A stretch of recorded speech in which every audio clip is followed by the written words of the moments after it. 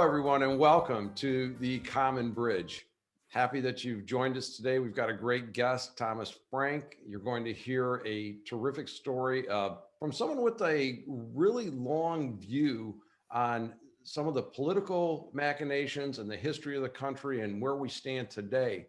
We're going to talk about the history of populism, some historical parallels, the state of the two major political parties today, probably touch a little bit on how the reporting industry world is processing all this. And, frankly, where does the average citizen fit in? All of us just trying to lead a decent life. So today, Tom Frank, welcome. Tom is a renowned author. He's a commentator, a columnist, historian, and an analyst. We're going to talk a lot about his professional background and some of the recent writings he's had. But first, let's say hello. Tom, welcome to the Common Bridge. Rich, it's great to be here. Our audience likes to know a little bit about the guests. So maybe tell us a little bit about where were your early days and some of your academic prep, a little bit on your professional work, and what should the audience Sure know? thing. So I'm from born and raised in Kansas City, but on the Kansas City is in both Missouri and Kansas. I bet some of your listeners know that. And I'm from the Kansas side. I'm from Johnson County, Kansas. And so I grew up there, went to the public schools, and went through life, did all the things that you do. Went to college. I went to graduate school, studied history, meant to become a historian. This was, and I got a PhD in the early 90s, and the sort of job market for the humanities was just in a state of collapse at the time, and it's only gotten worse since then. And so the joke is that I always say I went into journalism for the money because it paid more than I could than doing what we call adjunct work, which is what I was doing. And I mean, it's sort of a joke, but I ran a magazine that I started called the Baffler Magazine. It was a sort of a literary journal of social commentary. And this was in my Chicago days. I lived in Chicago, Illinois, which turns out to be a wonderful place from which to view the world. And your bridge motif. I remember one of my friends. See, the thing is, Rich, you got to stop me or I'll just go off on these anecdotes. But I love them. Keep okay. Your bridge theme. So one of my friends when I lived in Chicago was a guy called Studs Terkel, a great man, sure. one of the yes. Truly great Americans. And his first book was called Division Street, America, and the picture on the cover was of a bridge over the Chicago River on Division Street. I think they've since renamed the bridge for Studs, but I always think of that because that was his motif as well. Yeah, there's some great newspaper people in Chicago, Mike Royko, Studs Terkel. Mike Royko, I've never met him, but I was a big admirer of his. There's a great man. Yeah, there's some good Cass, I believe it is, that's writing today, or Kastner. Yeah. So I've since left. I don't live there anymore. Now I live in I live in Bethesda, Maryland these days, and so I'm not in Chicago any longer. And and I've written a whole bunch of books, a lot of them about politics, and to the point where I'm really sick of it. But you know what? There's one of the great things. So I'm in the suburbs of Washington, D.C. So there's the thing about politics is that there's this endless bubbling cauldron of ridiculous stuff going on that you can write about. And that's sort of one of the reasons there's a lot of reasons why journalists are drawn to it, but that's one of them. And I always say, I've got to give up on this and go back to doing what I used to do, which is writing about art and culture and things like that. And but it's so politics is just so fascinating, And so I'm here in the suburban DC now, and politics is all anybody talks about in this town. And we'll get into that later. But just one last point: everybody I know in this city, except me, has met Joe Biden. Well, he's been there a long time, so that kind of exactly. Yeah, touched a lot of people. And we are going to get into that, and part of it is that the reporting industry. I refuse to call it, reporters or journalism anymore, but the businesses that churn out things, they want to talk about the inside game. And what we do on the Common Bridge is we try to talk about policy. We try to talk about what's real. It doesn't matter if there's a filibuster or not a filibuster. Hey, where's the healthcare bill? What are we doing about the border? What are we doing about guns? And income inequality and climates and change and everything. They want to talk about everything but the real policies. And that's what the Common Bridge is about. We talk policy, we talk about solutions, and also our brand promise is this, that every episode, every person should find something they don't like, no matter where they are on the political spectrum. And after reading your stuff, I think this is a layup. Wow. Did you ever come to the right guy? Yes, we did. So I can make everyone unhappy, left, right, and center. We got something to piss everyone off. That's exactly. So we'll have some fun with this. And you have your background as a writer. I'm going to make sure our audience hears about that. A lot of people would say, hey, this is a liberal writer.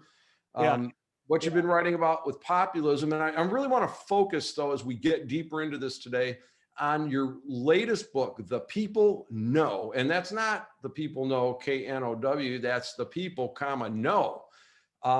And also a recent column you wrote for The Guardian that I'm going to guess maybe cost you some friends and perhaps some fans. The title, Liberals Want to Blame Right-Wing Misinformation for Our Problems. Now, if you would have stopped there, you would have had half the audience, but then you added the words "get real." Yeah. Well, I just so you know, journalists do not write their own headlines, and I did not write that headline, but that captures the spirit of it. Okay, well, you owe somebody a coffee or a beer because that's a good one. Yeah. But I do want to talk about the reaction to those recent publications, a little bit how you got to your conclusions. If time permitting, maybe a little speculation on what comes next. And I'm sure we're going to talk about things that'll educate our audience, and maybe we'll touch a little bit on policies, or maybe just help people understand how to process what we're seeing today. And when we think about the books you've written, one of your early works was you called it The Conquest of Cool in 1997. And in reading your homepage, you talk about the link between pseudo-radicalism of the elites with a rebel culture in a unholy union. That's quite a punch there. It's happening all over again, isn't it? It's the thing is that it never really stopped. I mean, it comes and goes, and we're in another sort of a hot moment for it here. I'm going to adjust my camera slightly so you can see up above my desk, up above my bookshelf, 7-Up the Uncola with the, the sort of, what was that? There was a artist in the late 60s that they were trying to mimic. I'm blanking on his name now, but so The Conquest of Cool was about something that fascinated me. This is the 1990s. I was writing a lot about rock music at the time. I was friends with a lot of musicians.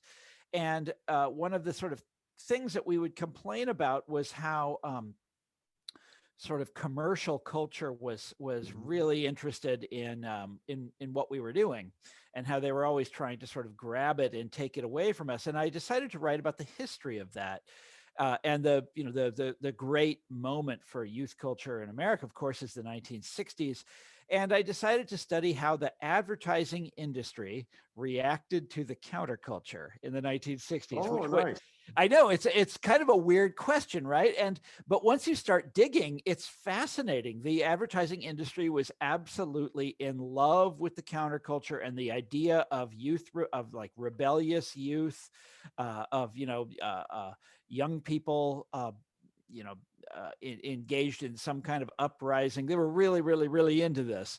Now, this is not to say the advertising industry was like part of the new left or something like that, but they very quickly sort of appropriated the symbols and the sounds of the counterculture for reasons of their own. And I thought it was important to try to understand those reasons. But, and here we are. It's all happening all over again. Indeed it is. And I want to skip forward. You wrote another book, so we just don't have time to go into all of those. The One Market Under God in 2000, about the idiocies Of on Wall Street. Yeah, the great bull market of the Exactly. the late 90s. I was running a microcap public company at that time, and you and I could probably swap a few stories. But things really got real for you in 2004. You authored a book called "What's the Matter with Kansas?"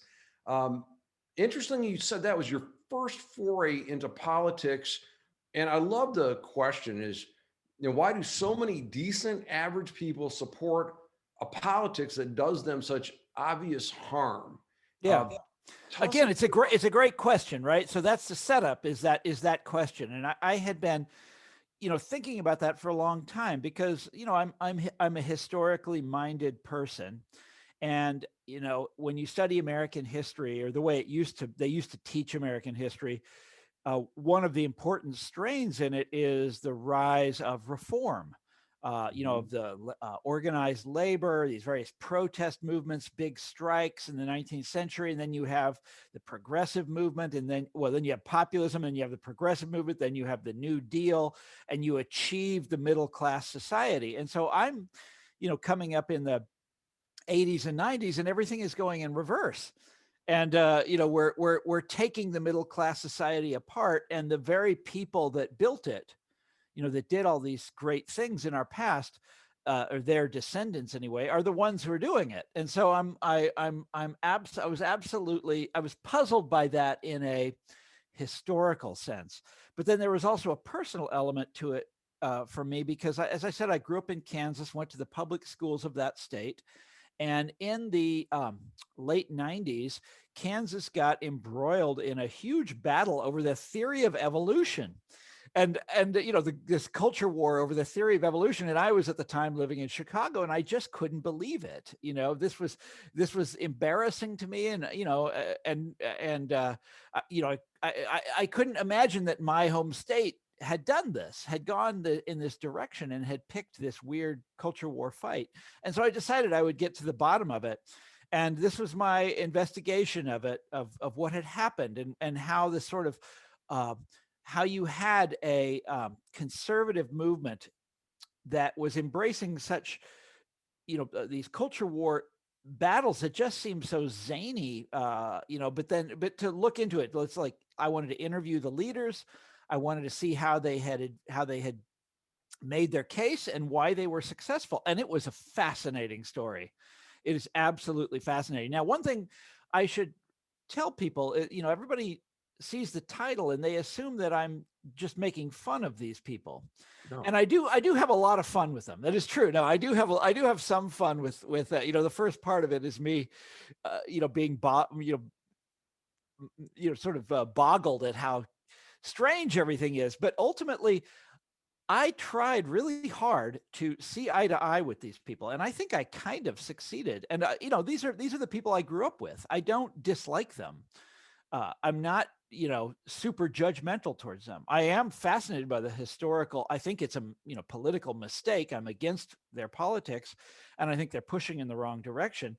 But these are ultimately, at the end of the day, a lot of these are good people, and that was an important part of the book. No one remembers that part anymore. No, I've traveled extensively through the country, hitchhiking when I was younger, in business and for pleasure. And we're a country filled with compassionate and generous, good people at all social strata, coming, from all races, all, whether they got here on the Mayflower or they came last week. It's a lot of good people, but we've got this political overlay that is really puzzling. But I think that book in 04 probably got you off the George W. Bush Christmas card list, I'm guessing, because the conservatives punked the nation. And then to make sure he didn't put you back on that, you wrote The Wrecking Crew in 2008. That was a very DC. The Wrecking Crew was a very Washington, DC book. It's about how these conservative administrations, Reagan and Bush mainly, how they manage the machinery of government. And the funny thing about that book is, I feel like Donald Trump and company used it as a shop manual, like how to run the government. Hey, here's a book all about that. Let's use this. There's a case to be made for that, and then things are going pretty well. I think the left wing of America probably felt pretty comfortable with you, and probably looking forward to getting your next book in 2016. And then you wrote something called Listen Liberal, and I think some folks have opined maybe it should have been Listen Liberal with an exclamation point. Yeah. And you posed the question, why has American liberalism been so unsuccessful at halting the deterioration of the middle class? And how did they get out of touch with what used to be the base? Yeah. And it's another really good question. When Let me give you a little bit of my perspective on this too. So I was raised in a blue collar town, and my public education was paid for in large part by 2 Ford plants. And there was a middle class standard. Where did you grow up? Can I ask? I grew up in a town called Wayne, Michigan, which is in Wayne County, right straight down Michigan Avenue from the city of Detroit. Okay, 15 miles from the old Tiger Stadium, Michigan Avenue bus. So solidly blue collar, and you could have a middle class standard of living. Yes, that's who we were. I just saw a statistic the other day. Now, where did I see it? I don't remember, but it was. Yes, I do. It was in a podcast I was listening to about professional basketball, and one of the players that they were talking about had grown up in Flint in the 70s, and they said that at the time the median income in Flint was higher than it was in San Francisco. Yeah, well, the 70s. U.S. auto companies had a dominant worldwide market share. Kind of a post-war 1945. America had the only factories on the planet that were modern and not destroyed. Yeah. And consumers had money in their pockets because the war, they were working during the war, but things were rationed. They couldn't spend it. So from 1945 really until around 1980, when the Japanese car companies started landing, things were really, really good. But one of the things that changed after that period is that the rank and file of the union workers became increasingly more conservative and more Republican, while their union leadership remained Democratic. Yep. And that was a split. And as we talk about the current political situation, many of my friends that are in blue collar world today, my best friends in the world, the guys I've known my entire life, they were in early for Trump. They had said, to your point about why was American liberals not successful in halting the decline of the middle class. And a lot of them had reached the point, they were fed up. They were willing to try anything because they just felt like they were being left behind. So that is absolutely right. And so the point that I made in Listen Liberal was really straightforward. It's that, and it was easy to make, which is that it was that the Democratic Party, it pays lip service to unions and and it courts union leaders from time to time. But what it really cares about is the white collar professional elite of this country. That's who they really care about. And they say this, if you do the research, which I did, and you just, dig around in their magazines and their, publications and read the speeches of Bill Clinton, that kind of thing. They're very open about this. That is who they care about. And they when they were like, Bill Clinton was very fond of these trade agreements that deindustrialized, big parts of America, including, the part of America where I grew up, the Midwest, well, where you grew up as well. And they knew that was going to happen, but they didn't care. They, because it was, anyhow, the Democratic Party is no longer what we think it is not what we think it is. To punctuate that, Hillary Clinton, when they were trying to drive through their healthcare bill, said, I can't be concerned with every undercapitalized business in America.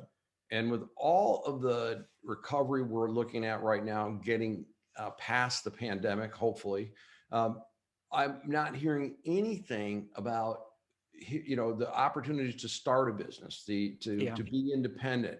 It's all about you need a big check from a big place. And that, I think that really leads me to your current book, The People Know. And again, that's the people, comma, N-O, came out in 2020. And fair warning for our listeners that the people who think that politics is binary, or that, the conditions of today is something we just arrived at in the moment, you probably want to slow down this podcast. You've all know my view that the two major political parties are dysfunctional. They are very good at fighting each other, terrible at actually addressing the issues of the day, and they're being fueled by an entertainment instead of news. And Tom, you really dove into this, and I have to tell you, I really enjoyed the book, drawing the historical parallels with other periods of populism. So you drew parallels from the 1890s, 1950, 2016, maybe a little bit about the 1970s.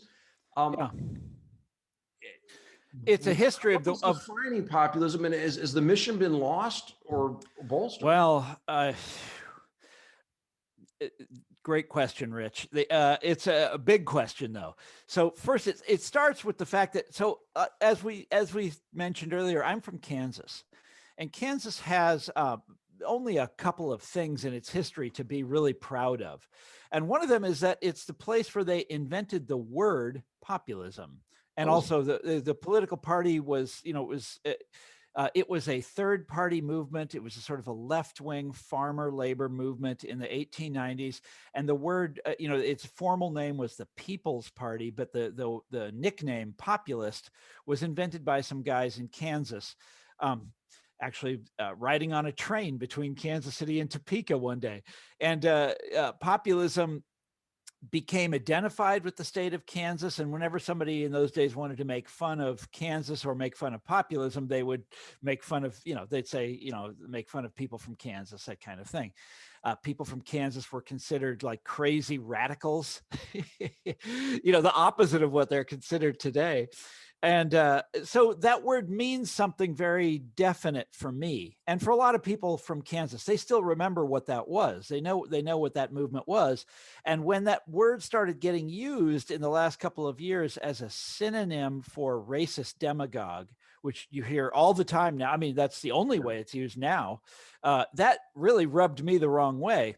And I decided I would, because it wasn't that long ago that people used it to mean something very different. They meant someone on the left who is really focused on economic issues. Barack Obama, I found in my research, used the word that way to describe himself. Jimmy Carter described himself that way.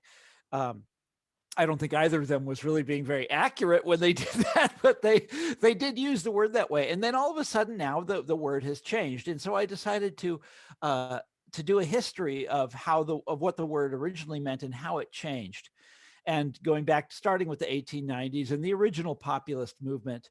And so I decided, what I discovered, I should say, is that there is an important populist theme in American life that comes straight out of the populist movement. If you allow that these are the guys who made up the word and they have a right to define it, and what they meant by it is a transracial movement of working class people focused on economic issues. That's what the original populists were. They were pretty advanced for their time, even though they were not highly educated people. They were ordinary Americans. It was a very, very, very working class movement. I mean, they said this all the time. This is a movement of ordinary people. And they tended to be suspicious, not of ideas, but suspicious of, how should I put this, of orthodoxy, of the people in charge of American life and in charge of American intellectual life, meaning university professors, economists, that kind of thing. And the your book talks about the expert class, or the learning class, and that group having a disdain for the populace might be more farmers, factory workers, Yes. and the like. And this is a constant. This goes all through the history of this movement. And also the other thing that I was struck with is that they were two big things that they were the populists in 1890, they were condemned as, quote, threatening democracy because they were suspicious of this expert class. And that all of the elements that aligned against them, at that time, the Republican Party for McKinley, the Wall Street banks, the clergy, and elsewhere, all kind of closed ranks to keep an orthodoxy and not. Yes, it's a fascinating story. And what happened was they were indeed regarded as a threat to democracy because they were too democratic. The democracy meant, it meant the people who owned America got to determine what America was. And the populists, they were regarded as like the French Revolution. There's these political cartoons from the period would often depict populism wearing one of those red caps. Oh yeah, French Revolution, and they were going to set up a guillotine in Wall Street or something like that. And they were regarded as, the problem with populism is it was too democratic. It was anarchy. It was, this is before communism, so they couldn't call them that. So the images all came from the French Revolution. So that was like their version of Occupy Wall Street, except with a guillotine. Well, it never happened. It was just an image, but the populists did hate Wall Street banks. They talked about it all the time. Anyhow, and this came to fascinate me even more than populism itself. So the populist movement, the populist tradition, I should say, in American life, you can trace that from the 1890s through the 1930s, through the 1970s, right up to someone like Bernie Sanders, who is very much in that tradition. But what really fascinated me were the people who hated populism. And I found, historians generally, they understand, the populist tradition in American life, but this anti-populist tradition, this is something that no one has written about before. The people who came together against populism in the 1890s are very, very similar to a phenomenon of today that we'll talk about in a second. And I'm sure once I start describing what happened, your listeners will know immediately what I'm talking about. But so it's 1896. Populism is on the rise. It's been coming now for 6 years. And all of a sudden, one of the two major parties, the Democratic Party, appears to have been captured by populism. They nominate this guy, William Jennings Bryan, who talks like a populist. He's not really all there with the populists on the issues, but he's with them on one big issue, which has to do with the currency. He wanted a kind of currency reform to get us off the gold standard. And the sort of establishment of America reacted with a kind of hysteria. They went crazy.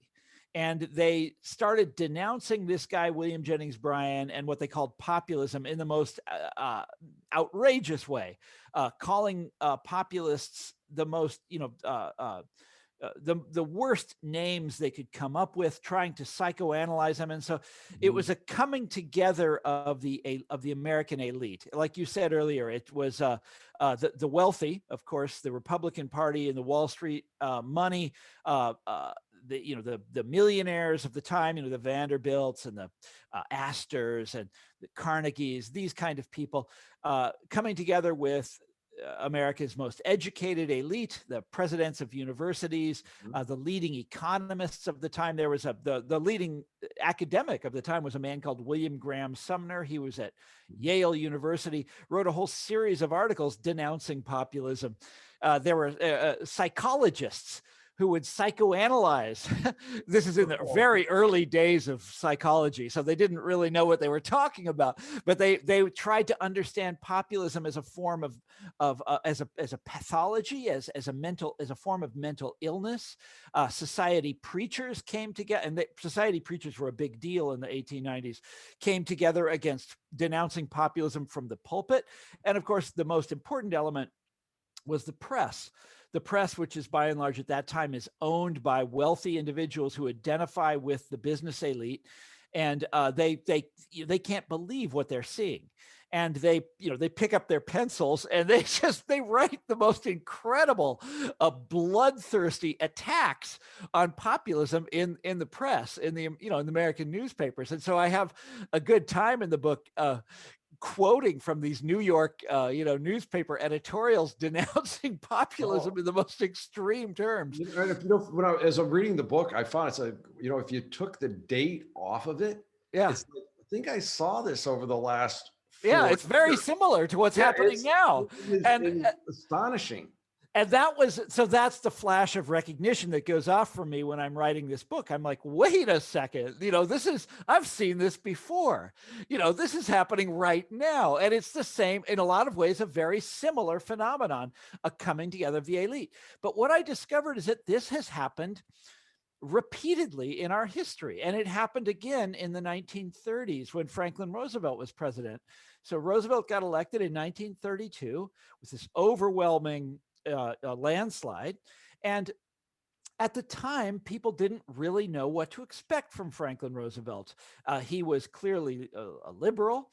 He clearly, he had this idea called the New Deal, but we didn't really know what that entailed. And people were really glad to get, a new administration in there. The country in 1932 was in the depths of despair. It was the worst year of the Depression. Get that guy Hoover out, get this new guy in, and let's see what he can do. And by 1936, though, everybody knew what the New Deal was. It was these. Right. He took us off the gold standard, which the original populists wanted us to do. He had all of these federal farm programs. He had all of these federal work programs like the WPA, hiring unemployed people, competing with private industry, jacking up wages by hiring unemployed people. In fact, you had the minimum wage was a Roosevelt innovation. He had the Social Security, the old age retirement security. This was shocking and scary to a lot of people, and he was encouraging people to join labor unions. And labor organizing took off in the 1930s. You're from Michigan. That part of the story. Very proud of that history in Michigan. There's real blood spilled for absolutely a lot of the working conditions people have enjoyed. Yes, and they fought hard for what we enjoy today. You look at the big sit-down strike in Flint in 37. I mean, that was momentous.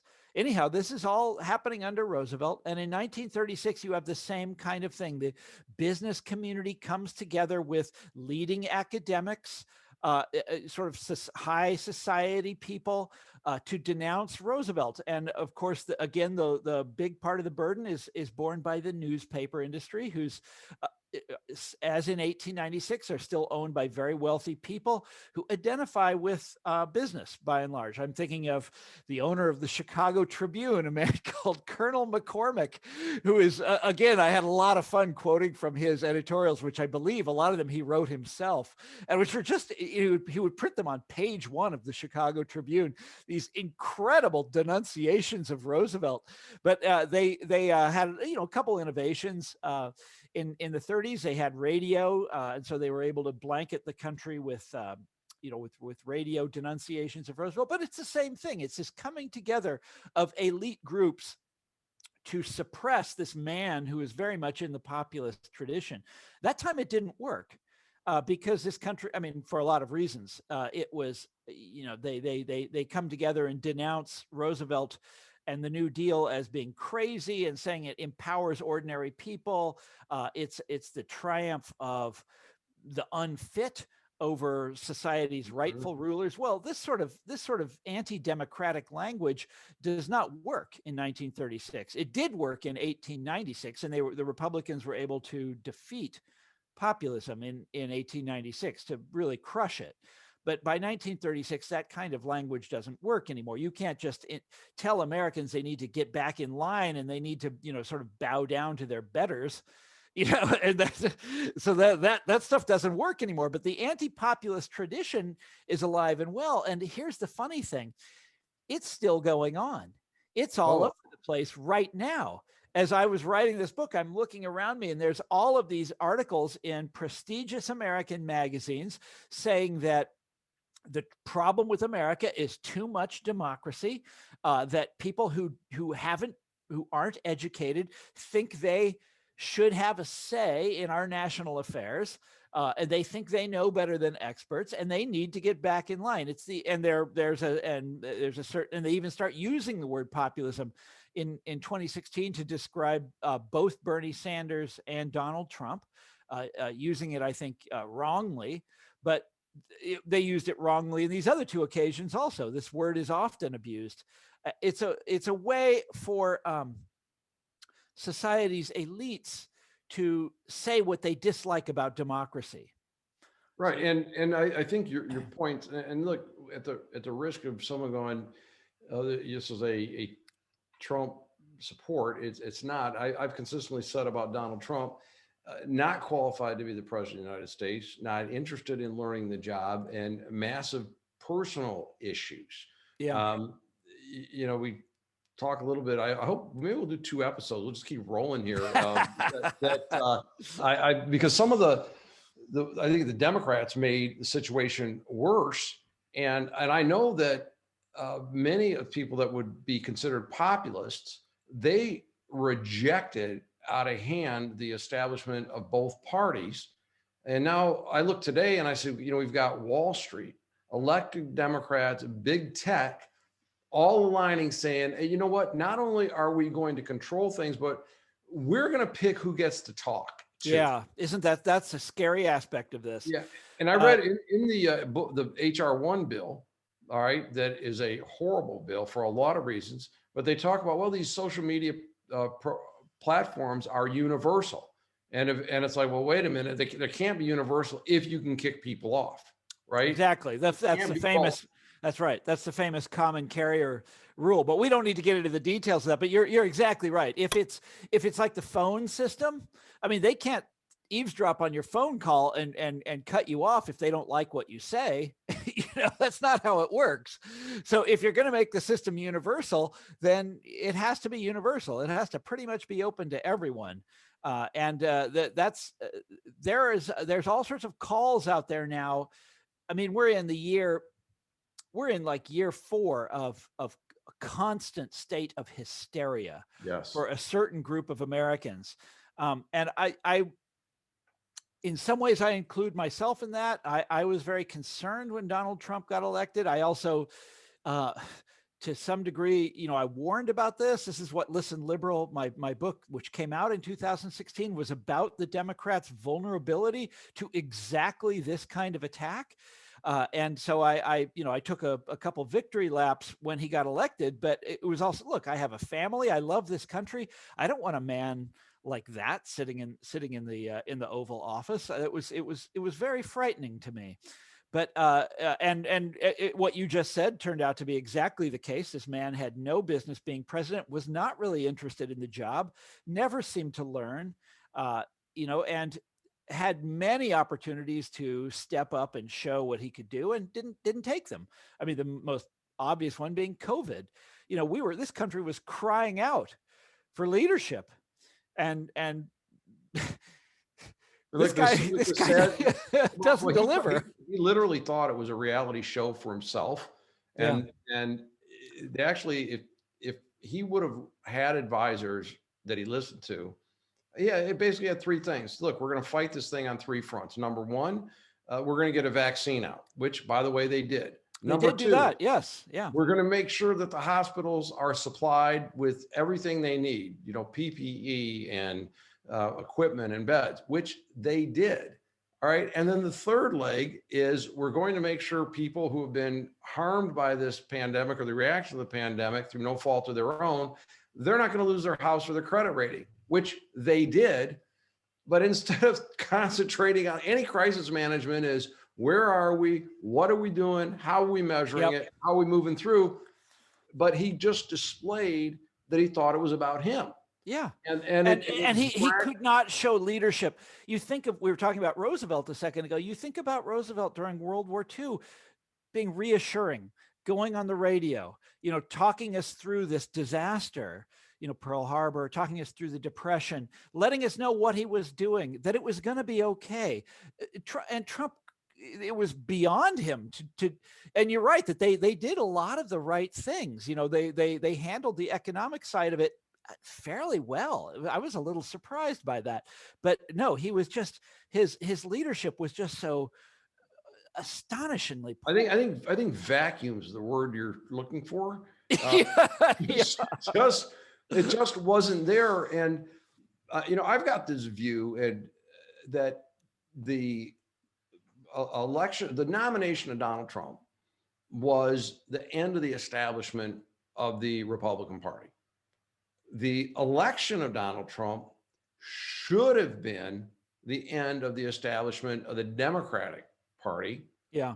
Did the establishment of the Democratic Party, fight off Bernie Sanders, who I think is as close to a populist as you could get, to survive?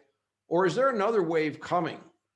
And did the anti-populist forces of history, when you studied them, did they play the race and class divisions the way we're seeing those splits today? Oh, wow. Really so many good questions there, Rich. How should we, the answer to the last one first, the race and class divisions. Oh my God, yes, but not the way we're doing it, that it's being done today. I mean, very, very much the opposite. So they played on those divisions, but in a sort of racist way. So one of the very interesting things about populism, and historians are fascinated by this, is that it was strong in three regions of America: the far west, which didn't have a lot of people in it, the Great Plains area, Kansas, Dakotas, Nebraska, Texas, and then in the South. And these are all areas with a lot of farmers. And populism was very strong in the South. And the South at the time was, very poor. Everyone was a farmer, but there was a very strong ruling elite who were identified at the time. This is a white ruling elite, the planter class, who were identified with the Democratic Party at the time. They called themselves Bourbon Democrats. And populism went into the South and actually grew up in the South and said, this is our appeal to voters of the South. This is in the 1890s now. And in a lot of southern states, blacks could still vote. They hadn't been disenfranchised yet. None of that stuff had happened yet. I mean, it had happened a little bit in some of the states, but not in all of them.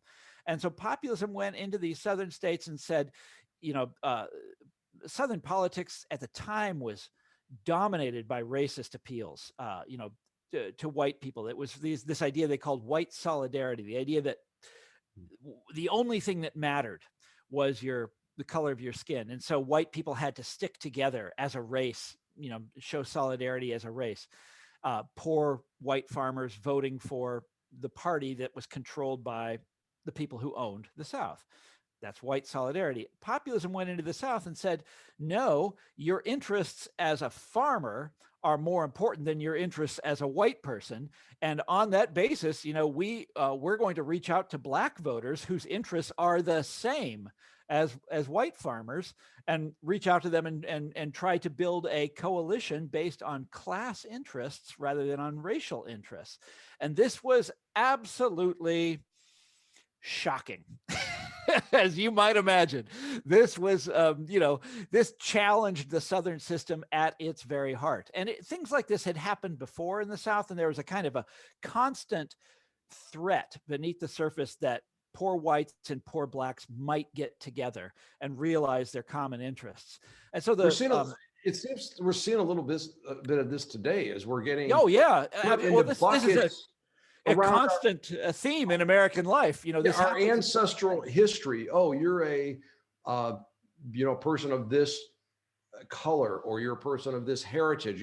You have to think this way. We're going to put you in this box with everyone else, and don't talk to these other guys. And I look at that and go, okay, well, who wants us to not talk to folks like that? Because I know